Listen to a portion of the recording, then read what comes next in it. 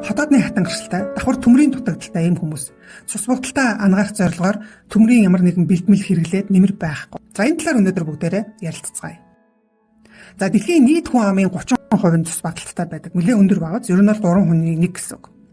Тэгэхээр эдгээр хүмүүсийн тал нь төмөр дутагдлаас болсон цус будалттай байдаг. Таны цус будалтыг үүсгдэг шалтгаан нь төмөр дутагдал гэдэг юм байна. За төмөр дутагдлыг үүсгдэг нэг шалтгаан нь өөрөө хотоодны хатангаршил. За тэрэн дотроо аутоиммуны хотоодны хатангаршил байдаг. За энийг тайлбарлахын тулд би танарт хотоодод бага зэрэг дэлгэрэнгүй тайлбарлая. За таны хотоодонд бол олон сая эсүүд байгаа. Тэдгээр эсүүд нь үндсэн 4 төрөл байдаг. Өөр өөрийн гэсэн онцгой үүрэгтэй. За тэрэн дотроо хотоод хоолыг боловсруулахад ялгаруулдаг, хүчлийг үйлдвэрлэдэг. За давхар таны биед төмөр гэдэг энэ чухал эрдэс бодис. За цаашлаад B12 гэдэг энэ чухал витаминыг таны биед шингэхүү гэдгийг чинь хариуцж байдаг нэг төрлийн эс байгаа. За энэ эс нь таны хотоодонд бүхэлдээ байдгүй. Ихэвчлэн таны хотоодны их бие хэсэг болон хотоодны ёроол хэсгээр л байрлаж байдаг.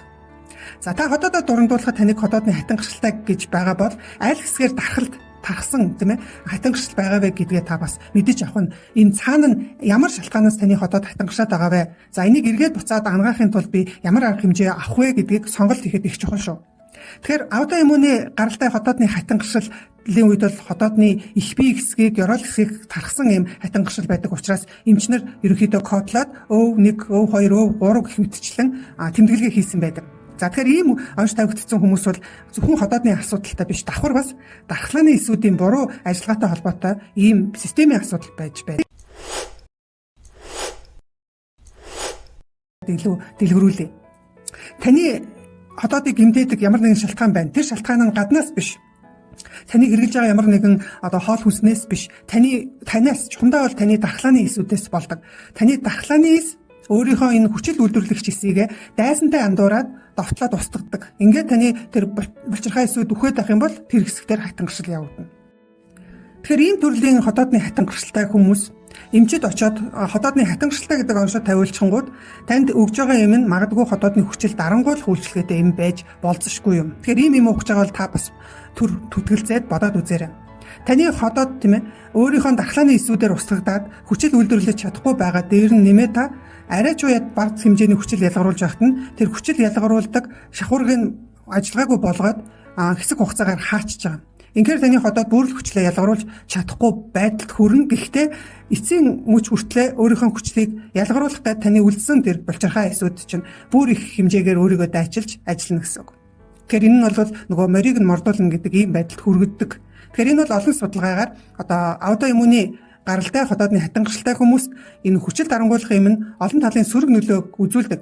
Ялангуяа удаан хугацаагаар хэрэглэх нь бүр асуудлыг хүндрүүлдэг гэдэг нь тогтоогдсон байдаг. Тэгэхээр бид нэр хотоодныхоо хүчлийг багасгахын хэрээр таны хоол шингээлт чинь хоол боловсруулалт чинь улмалд орно. Сайжирна гэж байхгүй. Ингээ хоол шингэхгүй болоод ирэхээр танд юу үүсгөө гэхээр олон доголдлууд үүснэ тийм ээ. Гиз дүүрэн, хэхрүүлнэ, хотоод гиз цанхаана. Хотоодыг хүчилгүй болгоод байх юм бол хеликобактер болон бусад бактериуд, мөөгөнцрүүд таны биед үржих таатай тийм орчин нөхцөл нь бүрдэнэ. Өөрөөр хэлбэл та халдварт өвчнөд уламл өртөмтгий болно. За дээр нь таны өмнө нь би хэлснээр шимт хижээл авахд таны хотоодны хүчил чухал үүрэгтэй тийм ээ. Тэгэхээр шимт хижээл авч чадахгүй байдлаас болоод тухайлах юм бол B12 витаминаа авч чадахгүй. Тэрнээс гадна эрдэсүүд байна. За түрүүн хэлсэн төмөр, дээр нэмээд кальц, магний гэх мэт эрдэсүүдийг авч чадахгүйгаас болоод эрдэсийн дутагдалд орж болцсошгүй. Тэгэхээр энэ хоёр нь аль нь төмөр болон B12 нь аль нь цус багталтыг үүсгэдэг. Тэгэхээр цус багталттай байгаа хүмүүс бол ерөнхийдөө хотоодны хүчил нь бас сайн ялгархгүй байж болцсошгүй шүү гэдгийг бас бодолцож үзээрэй. Тэгэхээс биш төмрийн бэлтгэл хэрэглээд B12 витаминыг гаднаас нэмж уугаад нэмэр болохгүй байх тохиолдол зөндөө. Та хотоод өвдлөөгөөд эсвэл хоол шингэхгүй байна гэд хүчил дарангуулах үйлчлэгээтэй ямиг уугаад байвал за удаан хугацаагаар уугаад байх юм бол энэ нь цаагаараа маш олон сөрөг нөлөөтэй байдаг юм шүү. Тийм учраас хотоодны аль хэсэг дээр хатангаршил үүссэн бэ гэдгээ бодолцож байгаад шалтгаанаа тодруулж агаад тэр зарим имийг уух уугүй юу гэдгээ та өөрөө бас давхар хянуур байж шалгаарай, хянаарай гэж хэлмээр байна. Ингээд удахгүй дараагийнхаа зөвлөгөөгөөр уулзцгаая. За хэрвээ танд хотоодны ямар нэгэн асуудал байгаад хотоод хоол боловсруулах үйл ажиллагаа доголдоод байгаа бол та үүнийг эмгүүгээр хангах боломж бас байдаг. Тэгэхээр энэ аргыг судлаарай. Хэрэгтэй бол бидэнд хандаад зөвлөгөө авч болно. Нөхөн сэргээх эмчилгээнд хамрагдаж болно. Ингээд удахгүй дараагийнхаа бичлэгээр уулзцгаая.